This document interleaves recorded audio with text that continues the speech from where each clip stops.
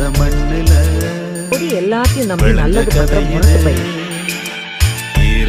அந்த தனக்கு என்ன வேணுமோ அது எப்படியாவது சாதிக்கிற புத்திசாலி. இப்ப முரட்டுத்தனமும் புத்திசாலித்தனமும் ஒன்னா சேர்ந்த மொத்த உருவமா நிக்கிறமா. கனவா போனாலும் ஒரு வரலாறுதான் வீரத்தாலாடு எல்லாத்தையும் நம்பி கதை போல தோடும் இது கதையும் வாக்குரிமை வாங்கி தர எத்தனை பேர் இறந்த